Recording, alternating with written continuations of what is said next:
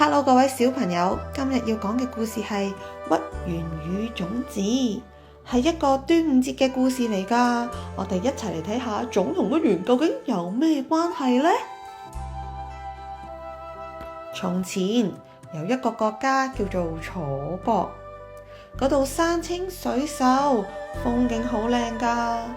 國王身邊有一位大臣叫做屈原，佢好有才華㗎，亦都好關心百姓嘅。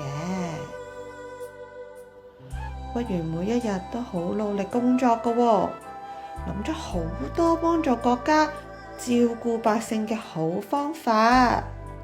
國王相信佢，百姓亦都好鍾意佢。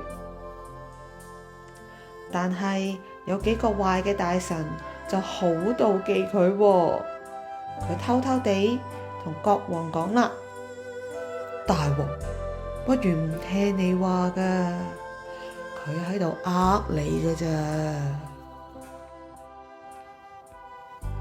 點知國王竟然越聽就越嬲喎，最後仲好大聲咁樣同屈原講：你走啊，離開呢個楚國！屈原只好離開呢個皇宮啦。屈原沿住江邊流浪，佢成日望向家鄉嘅方向，寫低咗一首又一首思念嘅詩。日子一日一日咁樣過去，佢變到好瘦啦。有一日，壞消息傳嚟啦，楚國俾敵人攻破咗啦。屈原望住遠方嘅戰火，心裏邊又痛又難過。屈原覺得自己幫唔到呢個國家啦，佢抱住一塊大石頭，慢慢行到去汨羅江邊。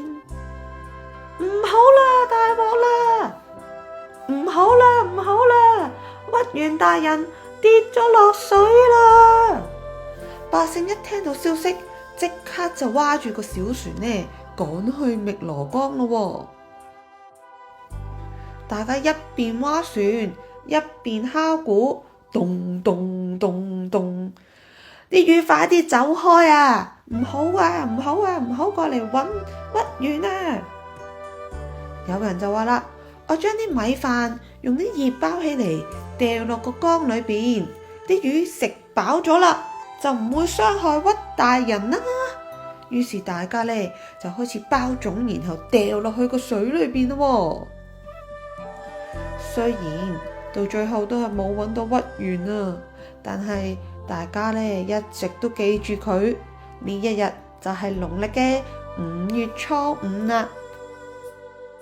直到今日，每到端午節，即係農曆嘅5月初5，我哋都會爬龍舟、食粽，熱熱鬧鬧嘅節日裏邊呢，隱藏住大家對屈原嘅思念啊！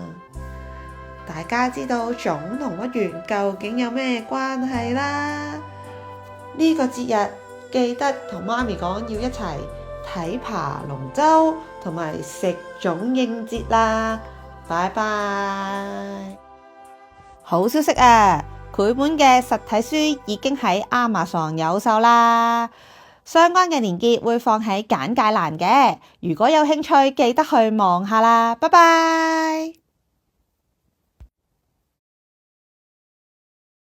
香港人講故事，歡迎大家 comment、like、share 同埋 subscribe 我哋個 channel 啊！